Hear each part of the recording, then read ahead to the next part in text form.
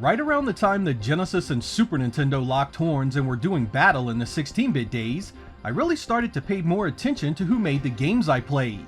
Not just the publisher or console manufacturer, but the actual developers who built the titles I loved.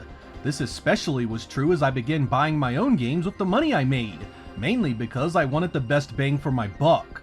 And some developers were unmistakably better than others. This became even more important during the 32-bit era, because the gaming landscape was changing so fast.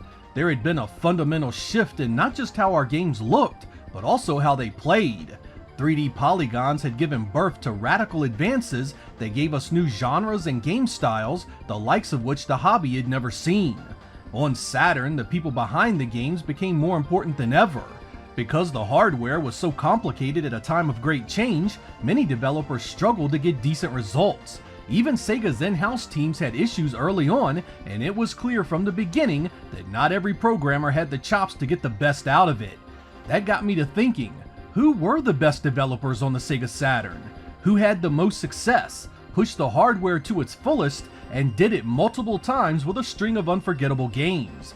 In this episode, I choose the top 10 developers that I feel gave us the very best the Saturn had to offer. These games not just looked good, but they had a quality that was heads and tails above the competition. I've considered releases that are from every region, especially now that we have fan translations, making some of these titles much more accessible.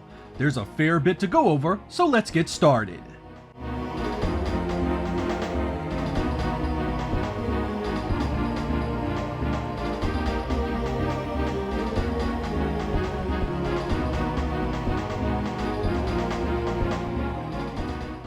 We start with a company that had long established its greatness in the arcade and on 8 and 16-bit machines.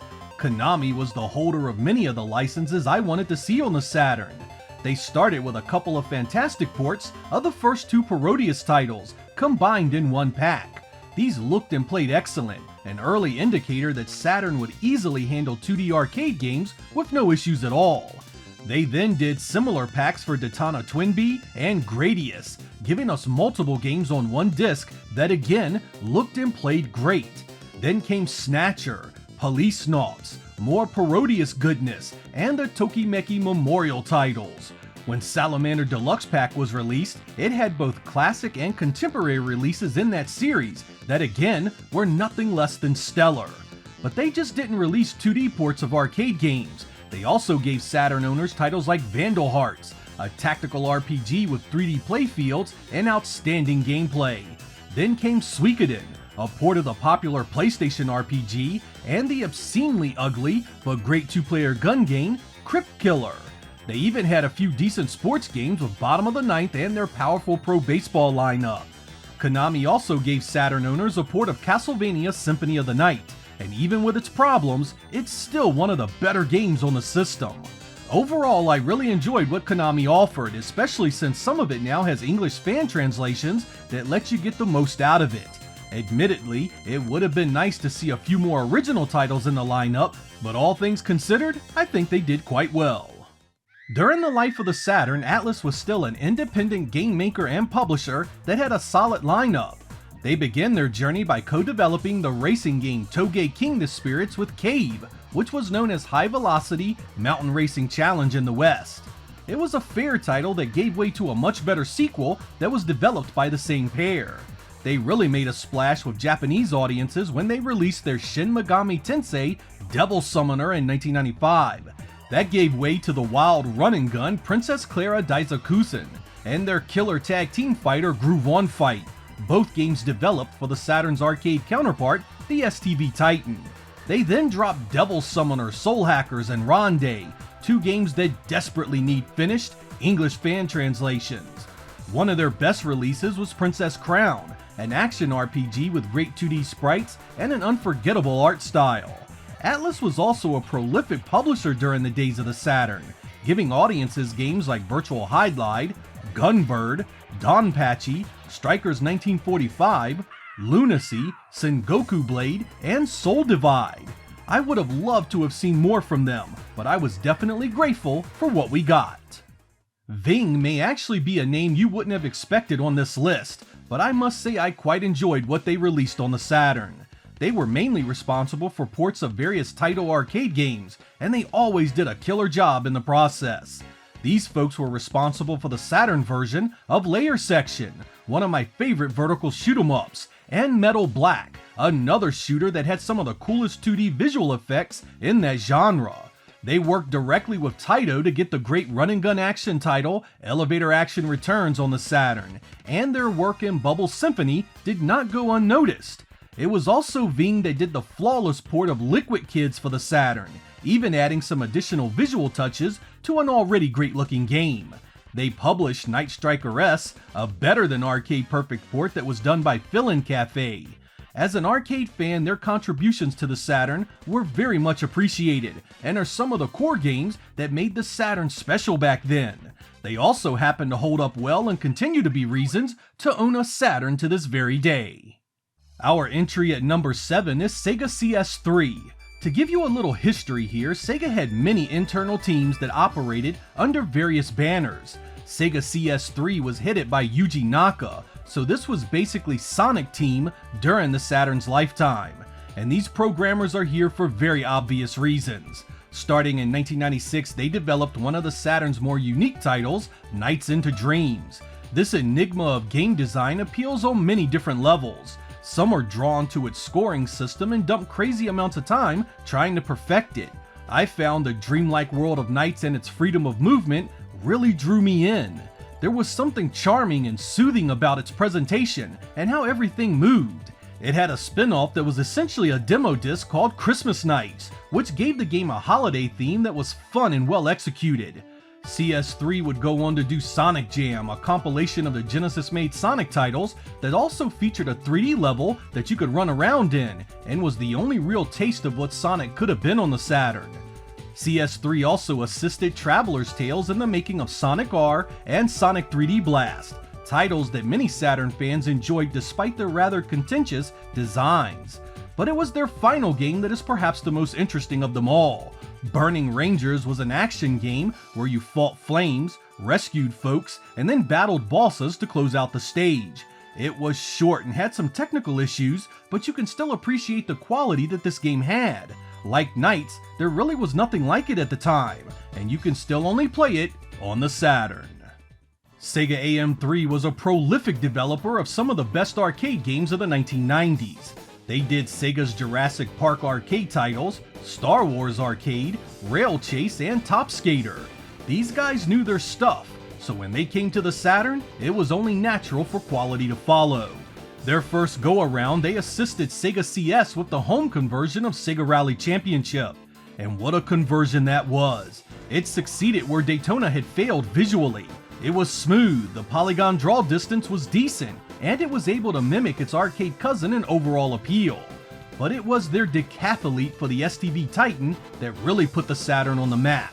This thing ran in the Saturn's high resolution mode and was still 60 frames per second.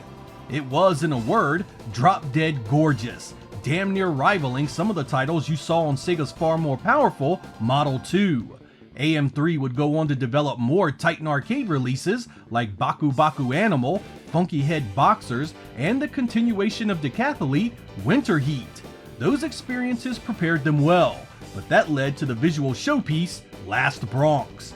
Like Decathlete, it used the Saturn's special features like infinite planes to create a playfield that looked fully three-dimensional. It also ran buttery smooth, making it something that proved the Saturn could hang with the big dogs if it was used properly. Lobotomy Software developed just 3 titles for the Saturn, but they were of such caliber that they still firmly deserve their place on this list. Their first outing was Power Slave, also known as Exhumed, a first-person shooter that has an explorable world with hidden power-ups, weapons, and graphics that really shined at the time. I love the lighting effects in this, and it runs pretty consistent as well. It was the type of game that made the claims the Saturn couldn't handle a fully 3D world absolute nonsense. I mean, this engine was essentially a platformer at heart, and had Sega any wherewithal, could have been used for countless different game types. Lobotomy knew the power of their own creation because they modified this tech to also run Duke Nukem 3D the following year, and again it performs admirably on Saturn. The textures look great for a game of this time and it runs well. It also uses the 3D analog pad, which does make a difference. Perhaps their most ambitious project was 1997's Quake, a port of the PC game developed by id Software. This game was cutting edge at the time, and for the Saturn hardware to even attempt it was almost unthinkable. But attempt it they did, and what we got was a playable conversion that was surprisingly good. No, it's not going to challenge the 3D accelerated visuals of a PC, but for 32-bit consoles, this was a winner. The lighting effects in particular looked outstanding, and most of the stages retained a familiar feel. Unfortunately, Lobotomy took on too much and got too little in return doing these projects for Sega, forcing them to sell the company in 1998. Sega CS is a name some of you may not know, but they played a huge part in many of Sega's most popular titles during the early to mid-90s. It consisted of many different people that were organized into teams to handle different projects for Sega internally. Much of their work on the Genesis consisted of titles like Moonwalker, Golden Axe 2 and 3, Streets of Rage, Phantasy Star 4, and many others. They also supported the Master System and Game Gear with dozens of releases. When Saturn was being developed, it was within Sega CS that Team Andromeda was born, a talented group that was responsible for developing a brand new property just for the Saturn. That of course was Panzer Dragoon, a shoot 'em up where you faced enemies in 360 degrees. Its unique world was a sight to behold, and that soundtrack is still some of the best tunes these old ears have ever heard. But as nice as Panzer was, Sega CS was so much more than Team Andromeda. It was Sega CS members that did the heavy lifting on the Sega Rally port. It was Sega CS that did Astal, one of the prettiest two-dimensional games ever made. There was much more too. They did Magic Knight Ray Earth, Wing Arms, Hang On GP, F1 Challenge, Daytona USA Championship Circuit Edition, and Linko Liver Story. All that goodness, and of course the two follow-up Panzer Dragoon titles that Team Andromeda took care of. As if that wasn't enough, Sega CS also finished up the project started by J-Force, which just happens to be the best Saturn game ever made in my opinion. That was the stellar Dragon Force. Capcom wasn't much of a friend to Sega before the Saturn. They showed up with a few Genesis games, but mostly left Sega themselves to handle the big conversions of their popular arcade titles. That changed big time during the 5th generation. All of a sudden, Capcom comes out swinging for Sega, giving us hit after hit, and often the better versions of those games. After the rocky start that was Street Fighter the movie, we got an absolute smorgasbord of fighting representation with the likes of Street Fighter Alpha 1, 2, and 3, Night Warriors and Vampire Savior, Marvel Superheroes, X-Men vs. Street Fighter, its sequel Marvel Superheroes vs. Street Fighter, and a mech-based fighter called Cyberbots. There was also a slew of Capcom Generation releases that had some of their most classic properties, and that wasn't even close to all of it. There were beat-em-ups like Dungeons & Dragons Collection and Warriors of Fate. Mega Man was here with X3, X4, and number 8. Capcom even had some puzzle releases in Nazo Makaimura, Incredible Tunes, and Super Puzzle Fighter. There were many more, but you get the picture. Capcom also published the Nextech developed Resident Evil port, which even though they didn't handle it themselves, I was really happy to see. X-Men Children of the Atom was also handled by an outside developer, Retubo Games, but it turned out quite well itself. The bottom line is this: Capcom showed up in a big way for Sega Saturn, a trend that continued on the Dreamcast. Treasure is another one of those developers that did not release many games for the Saturn, but it was the quality of those releases that earns them the number 2 spot. Right off the bat, there's Guardian Heroes. This was such a good beat 'em up. From the roster of different characters to use, to the many moves each one could pull off, and of course a story that had multiple paths, bosses, and endings. By 1996, the genre had been all but forgotten, but Guardian Heroes managed to feel fresh and new. And speaking of feeling new, their next release was Silhouette Mirage, an action platformer with a twist. Think of this as a side-scrolling Ikaruga, and you may have an idea of how things work. Essentially, your character is split right down the middle, one side Silhouette and the other Mirage. Your enemies are one of these two varieties and can only be killed by the opposing force. But here's the catch: you can only be one or the other while facing the direction that puts that force facing you. It makes the gameplay both tough to get used to and interesting once you do. Perhaps their most visually stunning work had to be Radiant Silvergun. This vertical shooter had three-dimensional backdrops and numerous polygon elements in the foreground. Of course, the gameplay was something else as well. By giving you the entire loadout right from the beginning, it changes the way you play based on the enemies you face and which weapon worked best against them. I can only imagine what else this developer could have accomplished on the Saturn had it lived a few years longer. It was clear they knew exactly what to do with it. That leaves our number one selection, a developer so potent with its wares that it would single-handedly show the development community that Saturn was not a joke to be scoffed at and dismissed. That, of course, was Sega AM2. When Saturn first released, it was Sega AM2 that tackled the new hardware and learned its in and outs. Virtua Fighter and Daytona were those growing pains, but within a year, we had Virtua Fighter 2 showing us what the Saturn was truly capable of. After months of doubt and wondering if Saturn could even handle the game, AM2 dropped a high-resolution, 60 frames per second masterpiece that was really impressive. It remains to this day one of the platform's best-looking, running, and playing fighters you can find. Fighting Vipers came along shortly after that, adding caged arenas that were destructible. It didn't run at the same resolution as Virtua Fighter 2, but it did add a lighting engine to the textures that looked great in dark environments. It was flashier and candy-coated, but still a good time. There were also the two Virtua Cop games, which were shockingly accurate ports of their arcade versions. Virtua Cop was good itself, but the sequel was a complete shock. It's one of those arcade ports that even side by side, you have to marvel at just how close the Saturn came to being perfection. As far as gun games go, you won't find many better. AM2 also heavily assisted in the STV Titan-based Virtua Fighter Remix port, and the making of Virtua Fighter Kids for the same board.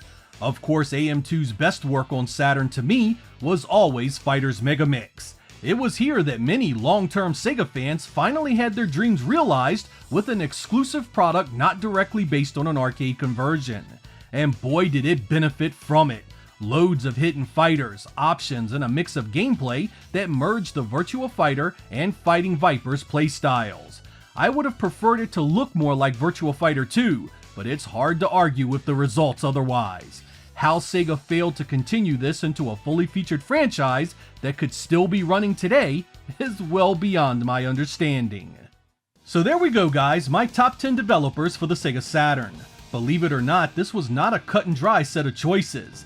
After getting my list of candidates, I realized there were some really talented groups behind the Saturn's best games. Sonic Software Planning, Electronic Arts, and Core Design to name just a few that just missed the top 10. What's funny is that it's much easier to find worse developers on the Saturn, which in turn were almost always attached to the same publishers. Not every game from companies like Acclaim were awful, but it was amazing how often their name appeared on what could easily be argued as the platform's worst software. It's also worth noting that not every company on this very list were without their own duds and misfires.